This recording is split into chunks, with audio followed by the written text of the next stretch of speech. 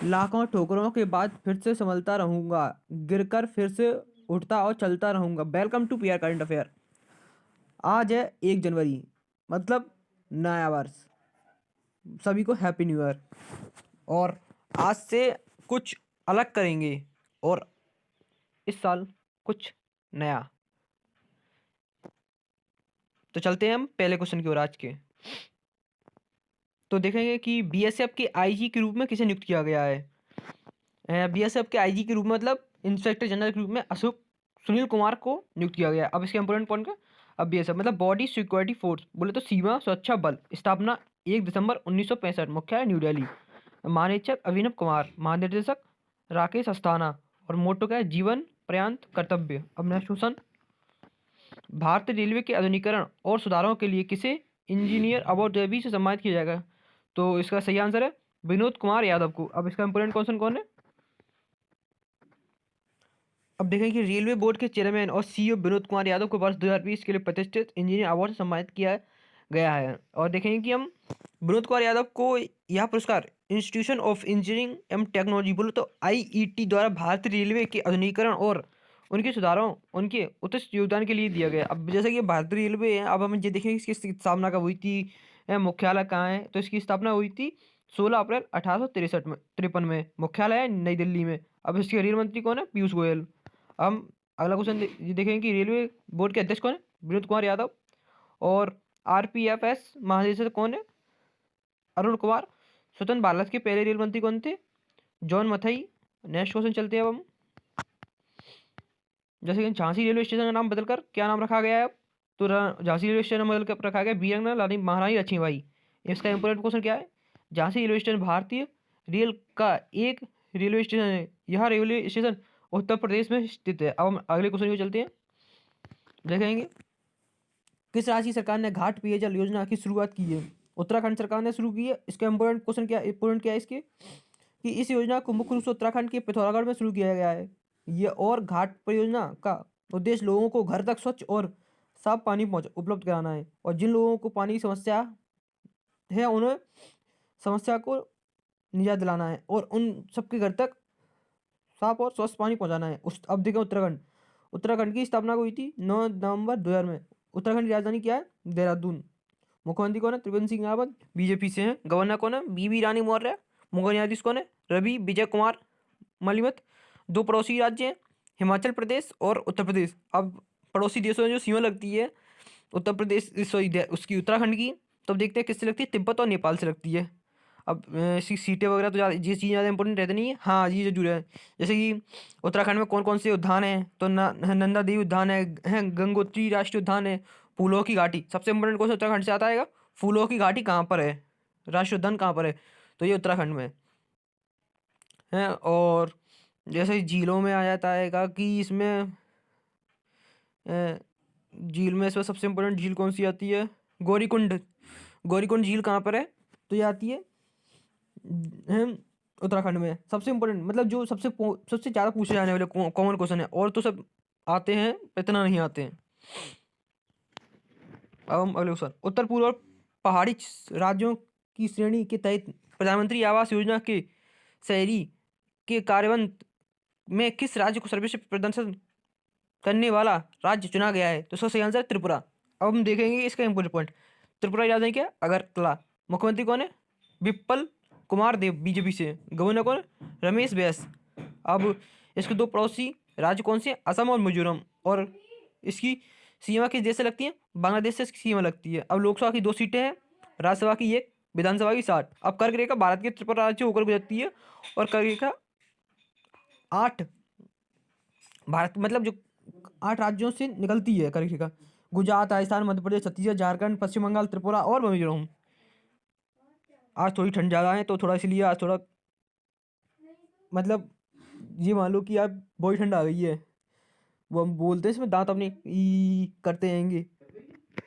छत्तीसगढ़, झारखंड, पश्चिम बंगाल, त्रिपुरा और मिजोरम है। अब हम नेक्स्ट क्वेश्चन देखें, जैसे कि हेल्थ केयर बॉन बॉलनी के नए ब्रांड अम्बेसडर कौन बनाए? तो इसका बनाया शिखा मल्होत्रा को। ठीक है। अब इंपॉर्टेंट पॉइंट क्या है? शिखा मल्होत्रा भारत की एक अभिनेत्री है। अब नेक्स्ट क्वेश्चन चलते हैं हम, जैसे कि देखेंगे इंडियन मेडिकल एसोसिएशन आईएमए के नए अध्यक्ष कौन बने हैं? डॉक्टर जयपाल जी को बनाया गया है। अब जयपाल जी को बनाया गया, इसका इंपॉर्टेंट पॉइंट क्या है, IMA। IMA मतलब इंडियन मेडिकल एसोसिएशन, स्थापना हुई थी 1928, मुख्यालय का है नई दिल्ली में। अब हम देखें कि अगला क्वेश्चन, जैसे कि संस्थान के विद्यार्थी के विश्व के सबसे हल्के फेमटो सैटेलाइट है कलाम सेट का निर्माण किया गया है। तो हम देखें कि ये सशस्त्र यूनिवर्सिटी, अब ये सशस्त्र यूनिवर्सिटी जो उपग्रह है ना, सैटेलाइट है, ऐसे पिंड जो गुरुत्वाकर्षण के प्रभाव में ग्रह प्लैनेट के चारों ओर चक्कर लगाते हैं और परिक्रमा करते जाते हैं, उसे उपग्रह कहते हैं। ठीक है, भारत संचार उपग्रह कलाम सेट तमिलनाडु के छात्र रियासुद्दीन समुद्दुल्लीन द्वारा बनाया गया एक फेमटो उपग्रह है। और यह उपग्रह एक स्मार्टफोन की तुलना में हल्का है, मतलब जो हम अपन नॉर्मली मोबाइल चलाते हैं उससे भी हल्का है, और जो प्रबलित कार्बन फाइबर बहुलक से बना हुआ है। मतलब कार्बन तो आप जानते हैं, फाइबर भी जानते होंगे, ठीक है, उससे बनाया गया है। अब हम अगला क्वेश्चन देखें, किस अब देखें किस लघु फिल्म को 7वें art interpret international film festival में सर्वश्रेष्ठ लघु फिल्म का खिताब मिला है। तो ये पूनम नाम की मूवी है, उसको मिला। अब देख, जैसे कि हम अगले क्वेश्चन की चलते हुए, जैसे विदेशी राज्य मंत्री ने ग्लोबल प्रेस रिश्ता नाम से पोर्टल और मोबाइल ऐप लॉन्च किया है। वर्तमान में विदेश राज्य मंत्री कौन है? तो बी मुरलीधरन हमारे विदेश राज्य मंत्री। अब राज्य मंत्री ना कि विदेश मंत्री। विदेश मंत्री आपको पता है कि एस जयशंकर है, ये विदेश राज्य मंत्री हैं, ठीक है।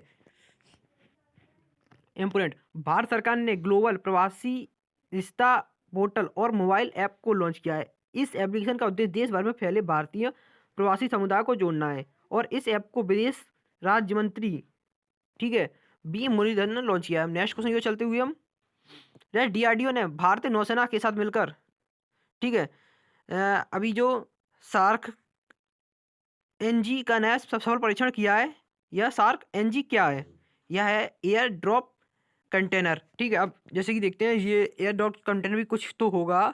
तो इसका इंपोर्टेंट पॉइंट क्या है, DRDO ने भारतीय नौसेना के साथ मिलकर गोवा तट से कुछ दूरी पर समुद्री में IL-38 HD एयरक्राफ्ट से भारत के पहले स्वदेशी रूप से डिजाइन और विकसित एयर कंटेनर सार्क NG का सफल वाहन परीक्षण किया है, ठीक है। अब जो कंटेनर में सामान को लेकर एयरक्राफ्ट या हेलीकॉप्टर की सहायता से किसी स्थान पर गिराया जा सकता है, जिससे सामान की डिलीवरी के लिए एयरक्राफ्ट या हेलीकॉप्टर को लैंड करने की आवश्यकता नहीं होगी। अब DRDO का है defence research and development organisation, मतलब रक्षा अनुसंधान एवं विकास संगठन, स्थापना 1958, मुख्यालय न्यू दिल्ली, अध्यक्ष G सतीश रेड्डी। DRDO का अध्यक्ष है, मुख्यालय नई दिल्ली है, स्थापना 1958 है, ठीक है। अब हम देखेंगे कि हबीबगंज रेलवे स्टेशन नाम बदलकर क्या कर दिया गया है।